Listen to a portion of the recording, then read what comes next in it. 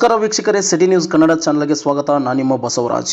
ಇಂದು ಪೇಡನಗರಿ ಧಾರವಾಡ ಜಿಲ್ಲೆಯ ಕರ್ನಾಟಕ ವಿಶ್ವವಿದ್ಯಾಲಯದ ಪಕ್ಕ ಇರುವ ಉಪ ಪ್ರಾದೇಶಿಕ ವಿಜ್ಞಾನ ಕೇಂದ್ರಕ್ಕೆ ಸಣ್ಣ ನೀರಾವರಿ ಮತ್ತು ತಂತ್ರಜ್ಞಾನ ವಿಜ್ಞಾನ ಸಚಿವರ ಶ್ರೀ ಎನ್.ಎಸ್. ಬೋಸರಾಜ್ ಅವರು ಭೇಟಿ ನೀಡಿದರು. ಈ ಸಂದರ್ಭದಲ್ಲಿ ಮಾತನಾಡಿದ ಅವರು 9 ಕೋಟಿ ರೂಪಾಯಿ ವೆಚ್ಚದ ತಾರಾಲಯ ಕಾಮಗಾರಿಯನ್ನು ಕಾಲಮಿತಿಯಲ್ಲಿ ಪೂರ್ಣಗೊಳಿಸಬೇಕೆಂದು ಜಿಲ್ಲಾಧಿಕಾರಿಗೆ ಸೂಚಿಸಿದರು. ಈ ಸಂದರ್ಭದಲ್ಲಿ ಜನಪ್ರಿಯ ಶಾಸಕರಾದ ಎನ್.ಎಚ್. ಕೋನರೆಡ್ಡಿ, ಕಾಂಗ್ರೆಸ್ ಪಕ್ಷದ ಮುಖಂಡರಾದ ಕರಿಗೌಡರ್, ಬಸವರಾಜ್ ಮಾದರ್, ಅಧಿಕಾರಿಗಳು ಉಪಸ್ಥಿತರಿದ್ದರು. 350 ಎಕರೆದಲ್ಲಿ ಸಿದ್ದರಾಮಯ್ಯ ಮುಖ್ಯಮಂತ್ರಿ ಇದ್ದಂಥ ಸಂದರ್ಭದಲ್ಲಿ ಅದನ್ನು ಉದ್ಘಾಟನೆ ಮಾಡಿಲ್ಲ ಪ್ರೋತ್ಸಾಹ ನೀಡಿ. ಸೊ ಈಗ ಕಳೆದ 15 ತಿಂಗಳಿಂದ ನಾವು ಸಹಿತ ಅದಕ್ಕೆಲ್ಲ ಪ್ರೋತ್ಸಾಹ ಕೊಟ್ಟು ನಾನು ಇಂಟರ್ನ್ಯಾಷನಲ್ ಆಗಿ ಅದನ್ನು ಆರ್ಗನೈಸ್ ಮಾಡುವಂಥ ಒಂದು ಪ್ರಯತ್ನ ಮಾಡ್ತಾಯಿದ್ದೆ. ಸಾಕಷ್ಟು ಔಟ್ಸೈಡ್ ಕಂಟ್ರಿ ಬಂದವರು ಸಹಿತ ಇಲ್ಲಿ ಬಂದು ಹೋಗ್ತಾಯಿದ್ದಾರೆ.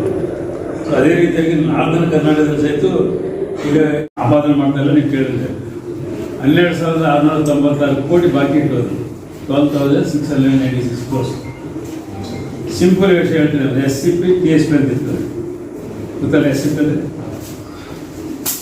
SCPಗೆ 50 ಕೋಟಿ ಇರ್ತದೆ ನಮ್ಮ ಗ್ರಾಂಟ್, ನಮ್ಮೆಲ್ಲ. TSPಗೆ 20 ಕೋಟಿ ಇದೆ. ಎರಡು ಸೇರಿ 70 ಕೋಟಿ. 772 ಕೋಟಿ ಅಷ್ಟು ಬೋರ್ವೆಲ್ಸ್ ಎಲ್ಲ ಮಾಡಿ SC ಜನರಿಗೆ ಅದಕ್ಕೆ ಈಗ ಪವರ್ ಕನೆಕ್ಷನ್ ಕೊಡಲಾದ ಮಗು 772 ಕೋಟಿಯಲ್ಲಿ ನಮ್ಗೆ 70 ಕೋಟಿ ವರ್ಷ ಕೊಟ್ಟು 10 ವರ್ಷ ಬೇಕು. ನಾವು ಬಾಕಿ ದಿವಸಬೇಕು. ಈಗ ಕರೆಂಟ್ ಕನೆಕ್ಷನ್ ಕೊಡಬೇಕಾದ್ರೆ ಬೋರ್ವೆಲ್ಗೆ ಯಾರಪ್ಪ 3 ವರ್ಷ ಆಯಿತು ನೋಡಿ.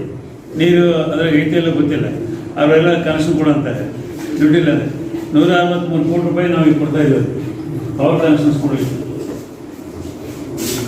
ಈ ಪರಿಸ್ಥಿತಿ ಪ್ರಿವಿಯಸ್ ಗೌರ್ಮೆಂಟ್ ಮಾಡಿದ್ದಾರೆ. ಪ್ರಾಸಿಕ್ಯೂಷನ್ ಏನಾದರೂ ಅನುಮತಿ ಸಿಕ್ಕಿದೆ?